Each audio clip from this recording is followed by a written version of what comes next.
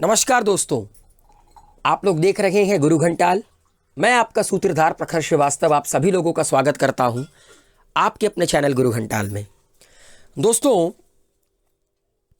आज मैं आप लोगों को वो आधार बताऊंगा, वो ग्राउंड बताऊंगा जिन ग्राउंड्स पे मेंबर्स ऑफ पार्लियामेंट को डिस्क्वालीफाई किया जाता है। मैंने एंटी डिफेक्शन लॉ के ऊपर एक सेपरेट वीडियो बना रखा है। ठीक है, एंटी डिफेक्शन लॉ एक बहुत ही इंपॉर्टेंट लॉ है हमारे देश के पार्लियामेंट में मेंबरशिप और डिस्क्वालिफिकेशन को लेकर। आप जरूर जाकर प्लेलिस्ट में मेरा वो वीडियो देखिए। तो एक आधार तो मैं आपको ऑलरेडी बता चुका हूं।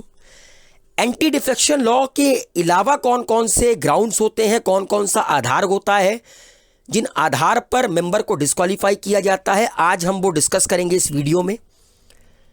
सबसे पहले देखते हैं भारत के संविधान में वो कौन कौन सा ग्राउंड है जिन ग्राउंड पर मेंबर्स को डिस्क्वालीफाइड किया जाता है।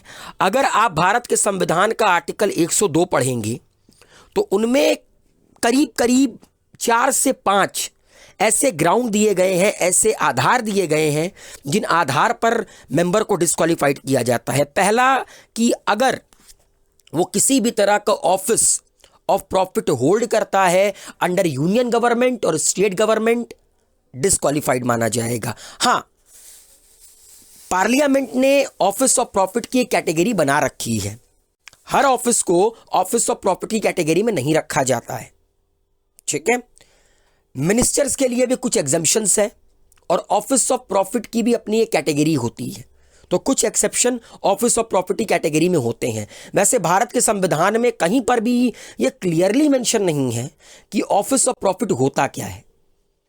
यूजुअली कहा जाता है कि गवर्नमेंट से किसी भी तरह का एक्स्ट्रा प्रिविलेज या सोर्स ऑफ इनकम नहीं होनी चाहिए। मतलब मान लीजिए कि कोई मेंबर ऑफ पार्लियामेंट है, वो किसी भी तरह की सरकारी नौकरी या किसी भी तरह के सरकारी कॉन्ट्रैक्ट, सरकारी वर्क, सरकारी सर्विसेज, एमोल्यूमेंट अलाउंसेस का फ़ायदा ना उठाता हो, जो उसको मेंबर ऑफ पार्लियामेंट के तौर पर मिलती है, उसको छोड़कर। अगर वो अनसाउंड माइंड का है, मतलब दिमागी रूप से कमज़ोर है, हो सकता है बाद में हो गया हो, कोई हादसा हुआ हो, या वो अनसाउंड माइंड का है। और ये अनसाउंड माइंड प्रूफ कहाँ पे होगा? भारत की कोर्ट में। कोर्ट जब ये डिक्लेयर कर देगी कि हाँ ये इंसान अनसाउंड माइंड का है, पुख्ता आधार पर, तब जाकर डिस्क्वालीफाइड माना जाएगा। अगर वो एक अनडिस्चार्ज इंसॉल्वेंट है तो अनडिस्चार्ज इंसॉल्वेंट का मतलब क्या होता है? बैंक से पैसे उठाए लोन के तौर पर, बैंक से लोन लिया, लेकिन जब लोन वापस करने की बारी आई तो जनाब पीछे हट गए, लाइक विजय माल्या। देखिए, अनडिस्चार्ज इंसॉल्वेंट का मतलब क्या होता है कि सामने वाले के पास इतनी क्षमता है कि वो बैंक का लोन चुका सकता है, मगर फिर भी वो बैंक का लोन चुका नहीं रहा है। जैसे कि विजय माल्या के पास क्षमता थी कि विजय माल्या बैंक का लोन चुका सकते थे, मगर चुकाए नहीं। ठीक है, तो अगर वो अनडिस्चार्ज इंसॉल्वेंट करता है तो वो डिस्क्वालीफाइड माना जाएगा। भारत की नागरिकता छोड़ दी तो बात ही खत्म, भारत का नागरिक नहीं तो किस बात का मेंबर ऑफ द पार्लियामेंट। इसके अलावा पार्लियामेंट ने भी कई सारे लॉ बनाए, जिस लॉ में उन लोगों ने कई सारे और आधारों को ऐड किया, कई सारे और ग्राउंड्स को ऐड किया जिनमें मेंबर ऑफ पार्लियामेंट को डिस्क्वालीफाई किया जाता है। आइए चलिए देखते हैं वो लॉस कौन कौन से हैं। एक लॉ तो मैं आपको ऑलरेडी बता चुका हूं, anti defection law, 10th schedule 52nd amendment act of the Indian constitution. Now असल में 1951 में representation of the people act आया, उसके अंडर भी कई सारे आधार जोड़े गए जिन आधारों पर मेंबर को डिस्क्वालीफाई किया जाता है। अगर वो गिल्टी माना जाता है इलेक्शन ऑफेंसेस में या किसी भी तरह की करप्ट प्रैक्टिसेस में, मतलब भ्रष्टाचार में, या मान लीजिए कि इलेक्शन में उसने किसी भी तरह की धांधली की है। आप लोगों को याद होगा 12 जून 1975 Allahabad high court justice Jagmohan Lal Sinha ने हमारे देश की उस वक्त की प्रधानमंत्री इंदिरा गांधी के 1971 के इलेक्शन, जो कि इंदिरा गांधी ने रायबरेली से लड़ा था अगेंस्ट राज नारायण, उसको आपका रद्द माना था due to corrupt practices involve in election campaigning. Indira Gandhi पर यह इल्ज़ाम था, राजनारायण जो कि इंदिरा गांधी के अगेंस्ट लड़े थे रायबरेली से, उन्होंने इंदिरा गांधी पर यह इल्ज़ाम लगाया था कि इंदिरा गांधी ने 1971 के इलेक्शन को, 1971 के इलेक्शन को जीतने के लिए गवर्नमेंट मशीनरी का गलत इस्तेमाल किया है, और यह सच माना गया कि इंदिरा गांधी ने गलत इस्तेमाल किया था।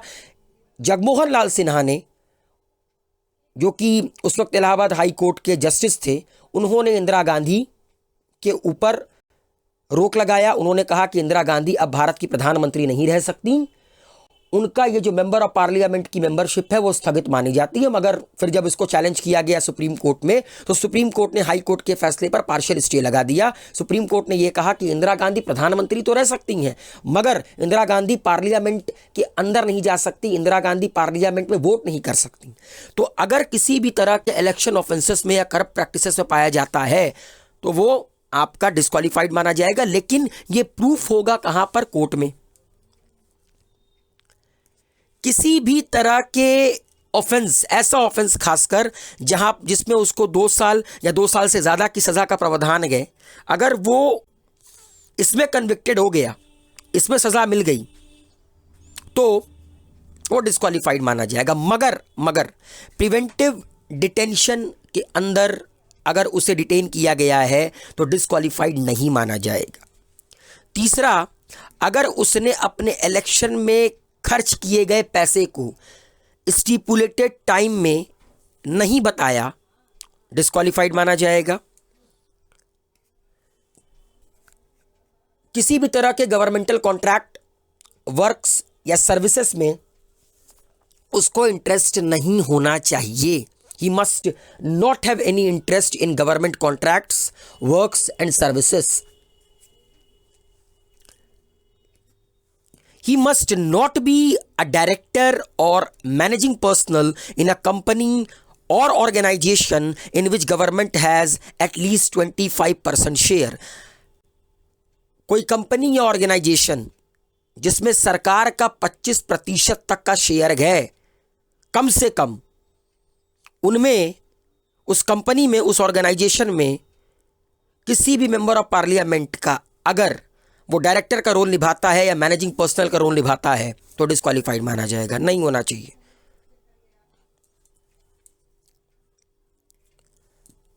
मेंबर ऑफ पार्लियामेंट का चुनाव लड़ने से पहले मान लीजिए कि अगर वो इंसान किसी गवर्नमेंट सर्विस में था, सेंट्रल हो सकती है, स्टेट हो सकती है, और वहां से उसको भ्रष्टाचार करने के लिए निकाला गया या डिसलॉयल्टी टू द स्टेट का चार्ज लगा के निकाला गया, तो वो मेंबर ऑफ पार्लियामेंट नहीं बन सकता।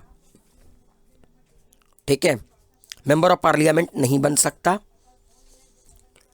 अगर 2 ग्रुप को लड़वाने में, ठीक है, वो कन्विक्टेड होता है तो वो डिस्क्वालीफाइड माना जाएगा। He must not have been convicted for promoting enmity between groups and, मतलब जैसे फॉर एग्जांपल नेता होते हैं, 2 ग्रुप को लड़वाते हैं, दंगे फसाद करवाते हैं, सियासत की रोटी सेकते हैं। किसी बहुत बड़े शायर ने एक बात कही है कि सियासत लोगों पर इतना ही एहसान करती है, आंखें छीन लेती है, चश्मे दान करती है। तो ये नहीं होना चाहिए। अगर वो कन्विक्टेड पाया जाता है कि इसने 2 ग्रुप को लड़वाया है या 2 लोगों को भड़का कर लड़वाया है अपने सत्ता की रोटी सेकने के लिए, तो डिस्क्वालीफाइड। एंड किसी भी तरह के सोशल क्राइम्स लाइक अनटचेबिलिटी, सती या डाउरी सिस्टम में उसको किसी भी तरह का सजा ना मिली हो।